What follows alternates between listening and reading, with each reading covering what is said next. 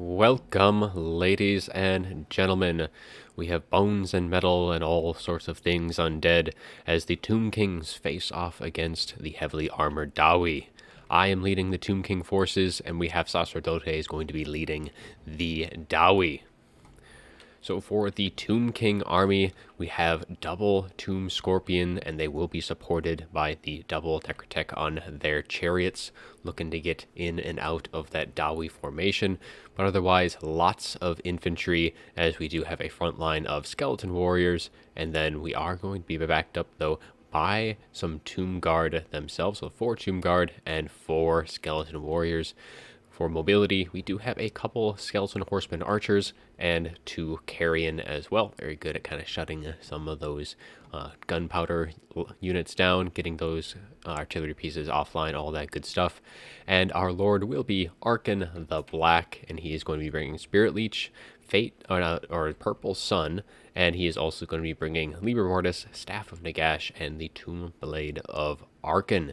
So the Purple Sun, even though the Dawi do have a lot of magic resist, it does do very, very well because of their inherent high mass, because it kind of keeps them stationary, and that just does a lot of damage, even though the Dawi are resistant to magic. But speaking of the Dawi, let's go over what they have brought, as we do have some of Ekrund miners kind of hiding in the forest here. Otherwise, we do have a couple more blasting charges in the front line. And then we also have some Slayers in the back, pretty standard stuff for against the Tomb Kings. We do have 1 unit of cannons, and they will be protected by these miners. Otherwise, for the infantry department, we do have Dwarf Warriors mixed in with some Longbeards for this kind of secondary line, and we do have the Warriors of Dragonfire Pass who do fire damage, so very good pick against the Tomb Kings. We have Gotrek, we have a Rune Lord, with actually quite a few things here. Normally you kind of just expect to see the Rune of Wrath and Ruin, but we do have the Master Rune of Grungdi, giving a little bit extra missile resist in case there is potentially an Ushapti. We have Rune of Hearth and Home is immune to psychology, which actually isn't so bad considering against the Tomb Kings. They are undead. And we do have the Master Rune of Wrath and Ruin and the Master Rune of Negation. So a lot of stuff on that Rune Lord. Otherwise, we have some Iron Drakes and some Thunderers as well to really kind of shut down those constructs. And that is the armies. So let's get things going as the Skeleton Horseman Archers are just kind of plucking away at these cannons, firing away, and they are doing some decent damage so far to that crew. And these Necrotechs are going to be off in the front. Cannon is getting some volleys off into these Tomb Scorpions, but these Ekrund miners are now discovered from these carrion doing a little bit of scouting, and this Necrotech is going to do a little bit of prodding right now, kind of just seeing if they can get any shots off, and both of them actually do that as these miners apparently are still on fire at will. So that's always something that you should make sure, like any of these miners, bombers, or something like that, make sure they are not on fire at will, because a single entity can very quickly waste all of the blasting charges of a model, which is what these 2 Necrotechs did do. Otherwise, these cannons continuing to take a lot of fire, and these Slayers trying to screen them out as best they can. But by doing so, they have 2 units chasing one of the Skeleton Archers, and that is going to open up that cannon to be pretty much completely unprotected from these archers, even though, the archers aren't really good melee combatants, though they will do a good number on some artillery crew, as there is plenty of space, and we are getting a very nice charge in here into these cannons, who already have lost an artillery piece from just the archer fire, but this little charge here will very likely break that cannon crew, as the Necrotechs are now getting into the melee fight, getting some pretty much free charges off into these miners, and now these Skeleton Warriors are going to be charging in, and these miners with blasting charges do open up, doing some decent damage to the Skeleton Warriors, though I think it was targeting that Tomb Scorpion, so it wasn't getting as much spread as it could. The cannon is offline right now, and these other Skeleton Horseman Archers are just pretty much kiting away from these Slayers, and these Slayers are just going to take quite a bit of damage actually from those Archer fires. They are pretty, very, very low armored. Otherwise, this frontal engagement is underway, as now Arkan is kind of getting into things, as the Necrotechs do some decent damage right now, but all of the kind of the heavy hitters are still free to fire. These Thunderers are completely unoccupied, as are these Troll Hammers, but we have the Dragonfire Pass Slayers are going to be kind of keeping, or not Dragonfire Pass, the Dragonback Slayers are going to be keeping those carrion from really kind of diving down onto those Iron Drakes or Thunderers. Slayer's still getting kited away, but we do have some Skeleton Warriors kind of getting off into the far flank, and a lot of units are just kind of being held back right now, but a nice volley from the Ekron Miners into the Tomb Guard, very expensive unit there. But now the Rune Lord a little bit isolated right now as the Carrion and the Skeleton Horseman Archers are getting on top of him. He does pop the Master Rune of Negation, and that is going to keep him in that fight for quite a while as the Thunderers now do open up, and here come the Dragonback Slayers kind of focusing around trying to get on top of especially the Tomb Scorpion here. Gotrek, though, has done a number on the Necrotech, and here is that Purple Sun doing a lot of damage to these Dwarf Warriors, but the movement here is very unfortunate as it goes right through the Tomb Guard here, doing a lot of damage to the Tomb King forces on that cast, even though the initial cast was right on this blob of Dwarven units. So that is very, very unfortunate.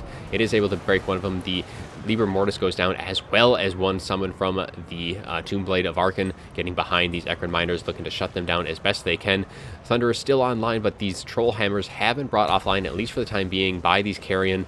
The Warriors Dragonfire Pass, though, have kind of moved to try and push them off, but those Troll Hammers, though, looking to be offline for quite some while as the Skeleton Archers still continue. They've taken off 50% of the damage from those Slayers, so doing very good work there. These two Necrotechs pretty much just kind of staying out of the fight for as long as they can. They're pretty much there for all their healing that they can give to the Tomb Scorpion, so they don't want to be taken out before that they can get those heals off.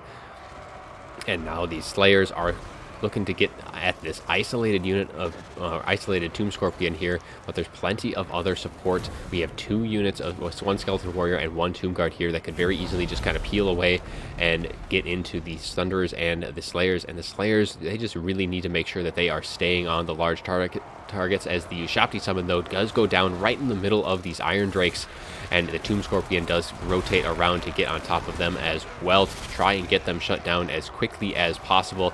Tomb Scorpion looking to get some damage off onto the Rune Lord, but these Thunderers are still free to fire right now, and they have a very nice target in the form of that Tomb Scorpion there. But otherwise, the Slayers have finally kind of peeled themselves off from chasing these Skeleton Horseman Archers. They've been chasing for a very, very long time.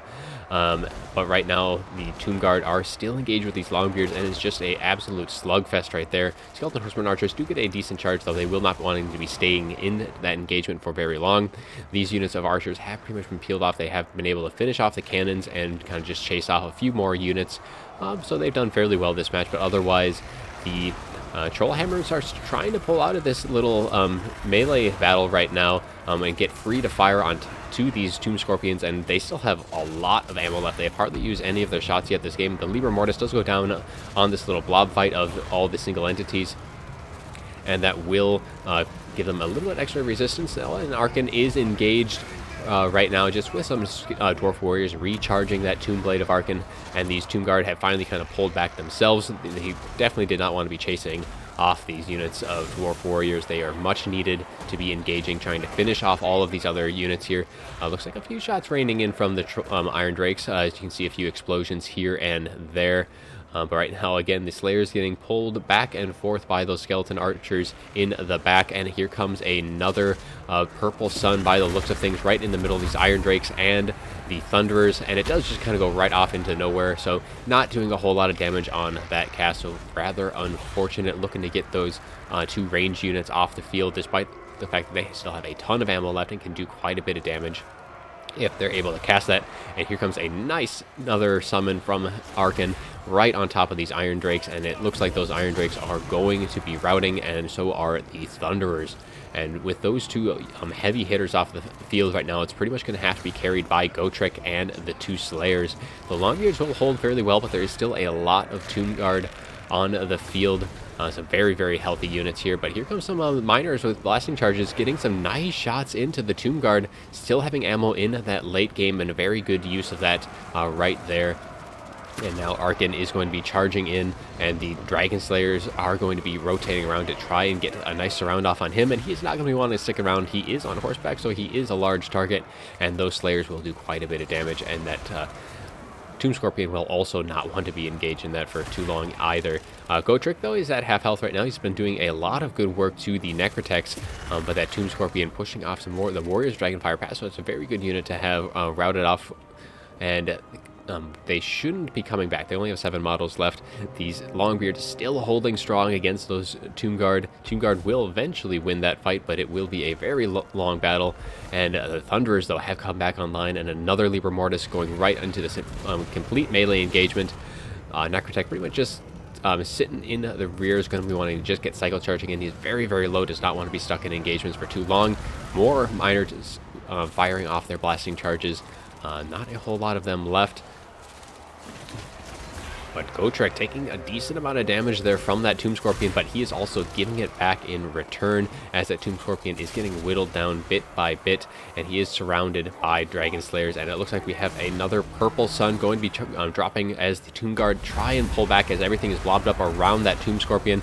But once again, the movement of the Vortex just very, very unfortunate as it goes through these Tomb Guard more than it does all of these Slayers. So very unfortunate cast by the Purple Sun for this battle, but the good idea, but unfortunately the luck was not on the Tomb King side for those casts. But otherwise things are going fairly well for the Tomb Kings, being able to whittle things down, and that Rune Lord just absolutely gets punted out of the engagement by that Tomb Scorpion, and he has a long run back, and Arkan is going to be trying to get a charge off into the rear before he can, doing some decent damage there. And Gotrek and these Slayers, though, really whittling down that Tomb Scorpion a lot, but the mobility is on the side of the Tomb Kings as they are chasing off all of the kind of routing units right now. And finally, these Longbeards are wavering as they are engaged with 2 Tomb Guard units, and that is really going to be it, as army losses actually do proc right now. But so it is just down to Gotrek and these Dragonback Slayers, and that is all that they have left. The Slayers, I mean, they have 19 models left. The Tomb Guard, though, are going to be just way too much for the Dragonback Slayers to handle. I mean, if they can pretty much isolate Arkan or the Tomb Scorpion, they might have a chance. But at this point, there just isn't a way that the Tomb Kings are going to let that happen, as they're going to get a nice little charge into these Slayers, keeping them busy right now and just allowing these Tomb Guard to kind of catch up and just surround the Slayers and Gotrek, and they will wear them down throughout the course of the final stages of this battle. And it looks like Tomb Kings are going to be taking it right now, as another summon from Arkan does go down on top of the Dragonback Slayers, and that will finish them off, and the Dawi will concede. And take a look at the after battle report. A very fun match, generally a match that is favored for the Dawi. But the Tomb Kings do have a lot of tools that can deal with things, especially the Chariots, as this Necrotech getting 116 kills. Very, very good damage there. And the Longbeards just holding out for so long. But some of that early stages where the miners with blasting charges pretty much used up all of their ammunition on the Necrotechs. So I'm going to say this again, just make sure that if you do have bombers or miners with blasting charges or units like that, make sure that they are not on fire at will, as a single entity can pretty much waste their usefulness or even cause you to spend all of your ammunition on your own troops. But otherwise, I do like using this kind of Tomb King build where you have some elite troops, but you have a lot of troops that can kind of soak up a lot of that fire, and the Necrotechs there pretty much for healing on the two Tomb Scorpions. And they did do some good work themselves, picking up 1 chevron on this unit, getting 65-51 kills apiece. Otherwise, Carrion didn't do a whole lot in that match, just pretty much shutting things down. Actually, the Skeleton Archers did do fairly well. They were able to pretty much make this cannon a non-factor, and were pretty much able to kite away 1 unit of Slayers throughout the course of the match and have mobility in that late game to help chase things off. But it was a very fun match, and I do hope you all enjoyed this video, and as always, have a good one.